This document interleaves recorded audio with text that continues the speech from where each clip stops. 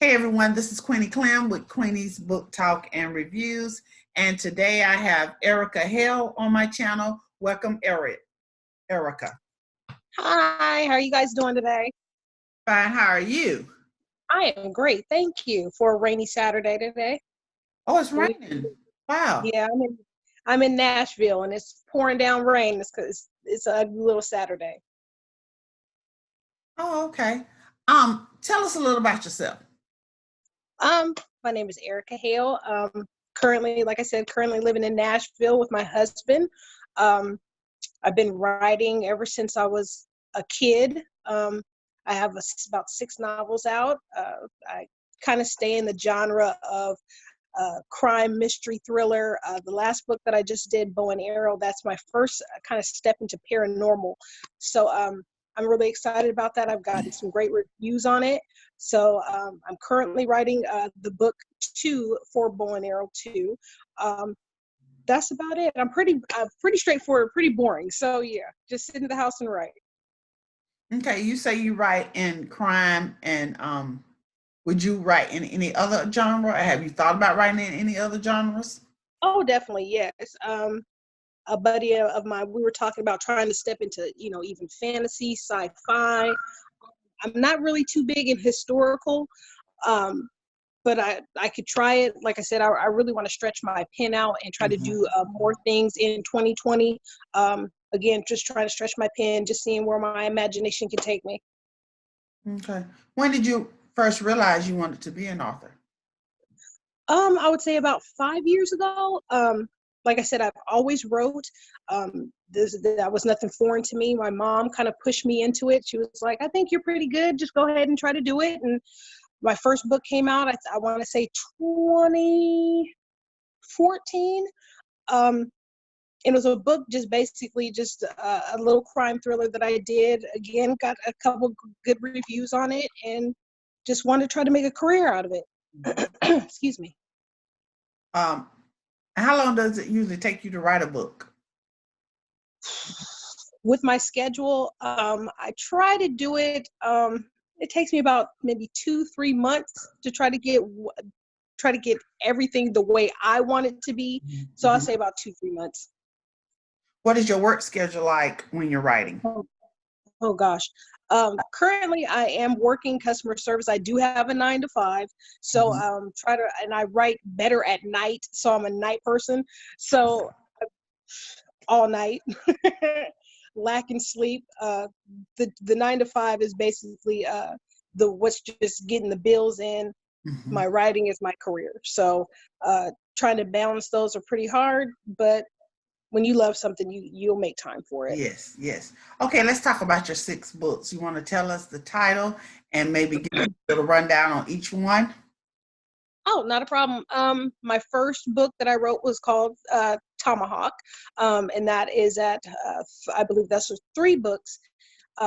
Is basically about a gentleman that used to work for the Secret Service, and his girlfriend, his ex-girlfriend that he had recently broke up with, finds herself in a bit of trouble.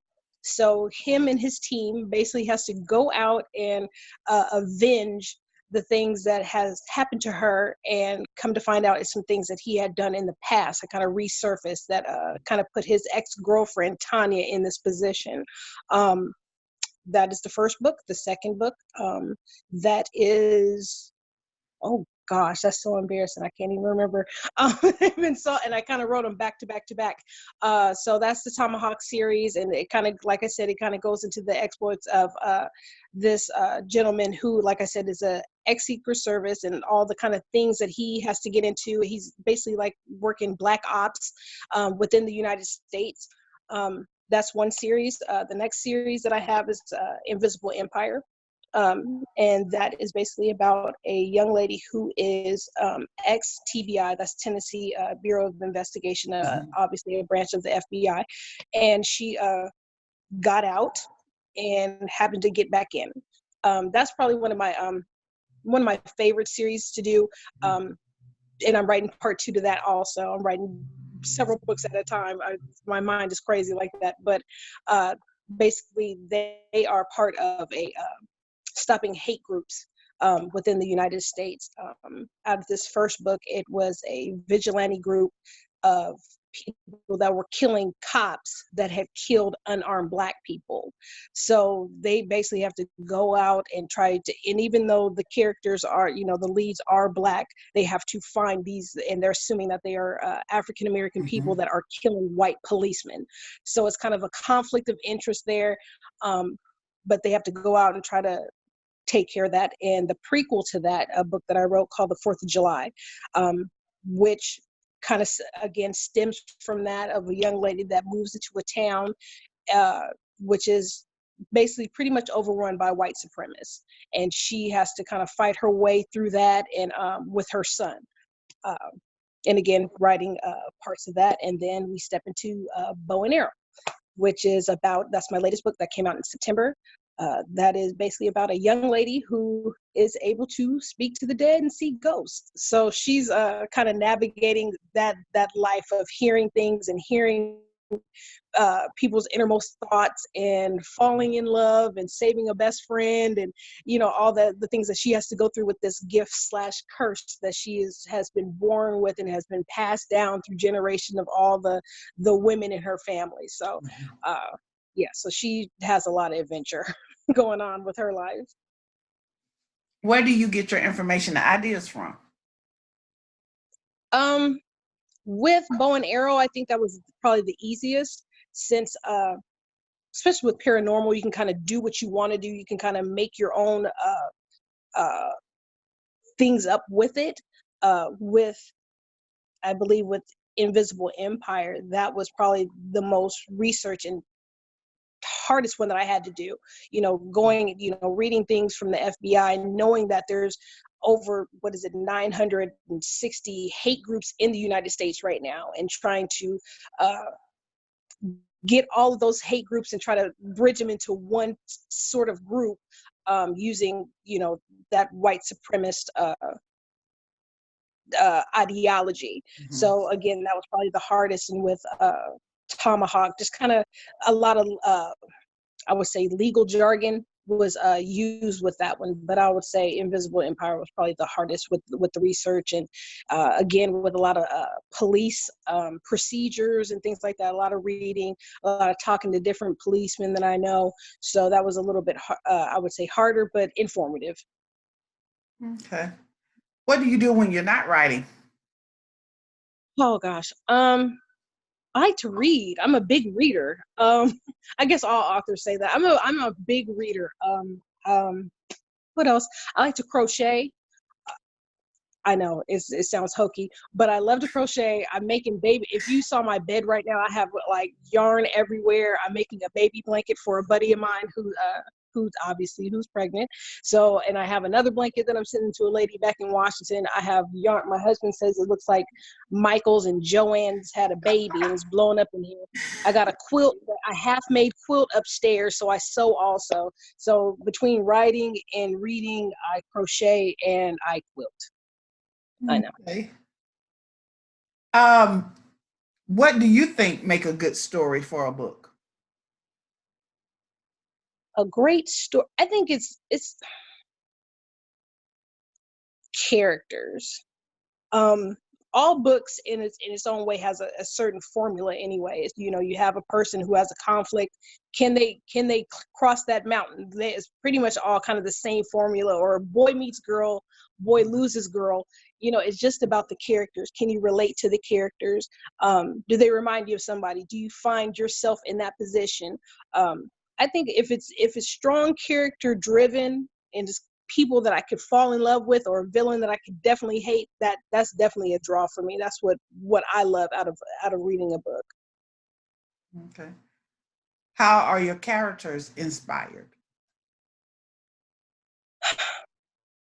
My female characters are always a little bit of me, always just a little piece of me. Usually my guys are my husband, or a little bit of my dad, a little bit of my brother, taking a lot of inspirations from, obviously people that attributes of people that you love, that you might not like about their personality, but you love them anyway. again, I think a lot of authors and who I've talked to, we like to people watch, and we see how people move and how they talk and how they act around one set of people, and then they act differently around another set of people. So it's just about just the human condition, how people interact with each other, and the nonverbal cues, and how they stand and how they look and how they talk. So I love that about, that's just people. That's building three-dimensional people. What's your best way to market your books? I'm a Facebooker and an Instagram nut. So, and I do a lot of word of mouth. I remember when I first started, I was like so shy about telling people that I wrote, but now it's just, if you want to get your brand out there, you let people know, hey, if you're not reading anything, oh, you like to read, oh, I go, okay, I just got a book that's on Amazon right now. I like to talk to people and I am really, anybody that knows me knows that I'm a tad bit shy. I'm a little bit of an introvert, but when it comes to business and pushing my brand forward and being someone's favorite author, that's what I always have to keep in my mind. One day I'm going to be somebody's favorite author, and just trying to talk to people and network and talk to other authors and brainstorm with other people on how to get my book and my brand out there. But again, Facebook has never failed me, Instagram has never failed me, and Twitter has never failed me. So yes. How do you read your book reviews, and how do you deal with bad or good reviews? Good reviews are always, I'll say it like this. Let me rewind. God is so good that it's always when you need it. You know what I mean? Like that day that, you're late to work, you get a flat tire, the dog is barking, your husband's late, he spilled coffee on your shoes. It's always that worst day. And then you just come in and you turn your computer on and someone tells you like, hey, look at your Amazon, and you get the best review. And it's just like, thank you, Lord. I needed that at that time. You know what I mean? You're just like, God, I needed that. I needed that little boost just to keep on going. I was telling a friend of mine and she was very upset about a review, which was very unfair to her, but it really upset her. But this is the little trick that I do. When I get a bad review, and of course it stings because that's your book, this is what you slave for a few months, this is to put out into the world, this is your child that you're pushing off to kindergarten for the first time, this is your heart. This is what I do. I go to like a big name like James Patterson, and I look at his reviews, and they tear him apart, and he'll have 1,000 reviews and maybe 10 bad ones or 20 bad ones, and they're tearing this man apart. But this is James Patterson. He's like the biggest, what is he, like the national bestseller, of this generation right now. And if somebody could tear him down as big as he is, and I get one bad review, I shouldn't feel as bad, because I know this man is he's still churning out books. What, he has a book just about every month. He's still churning out books. Nothing has stopped him. I'm sure it may bother him because he's human, but at the same time, this man is keep going. So I have to do the same thing too. That's my little trick. Do your family support you as a writer? Oh yeah. I think my mom is probably like my biggest supporter. She, like I said, she was the one that kind of pushed me into publishing. My brother, my husband, he's probably like my biggest cheerleader ever. I love him for that. My dad, who is just now kind of figuring out like, oh, this is what you really want to do. Like he just kind of figured this was something that I was just kind of doing on the side. You know how dads are, go ahead, do what you got to do. Oh, you're right, that's fine. But now I think within the last, I'll say, few months, he's finally realizing this is, I'm good at what I do, and he's proud. So that's all a daddy's girl wants to hear, is that your dad's proud. Yes. Yeah. What is your motivation to write? Because I don't want to work a 9-to-5 for the rest of my life. I mean, that's easy answer. That's easy answer. I think what the motivation is that God has given me something, and I want to share it with the world. I like to, before television, before radio, we told stories. That's what we did. That's what families gathering around and telling stories, and I want to be a great storyteller. So I think that's my biggest motivation. Where do you see yourself in 5 years?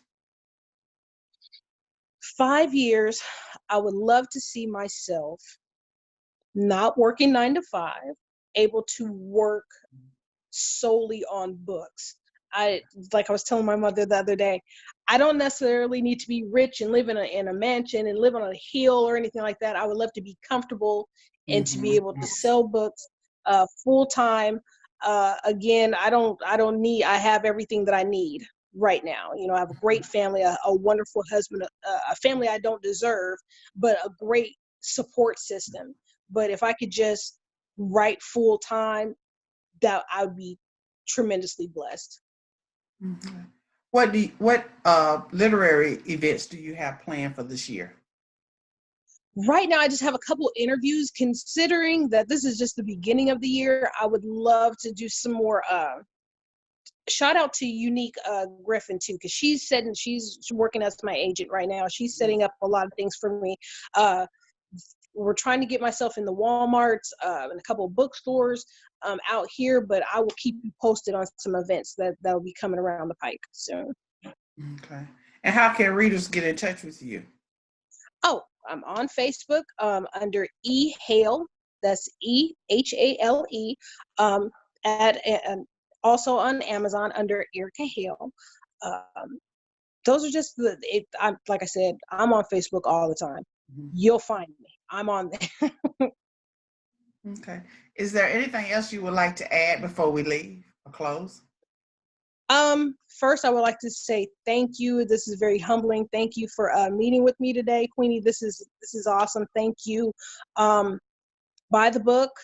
Again, Erica Hale, buy the book. I greatly appreciate all support. And thank you. All right.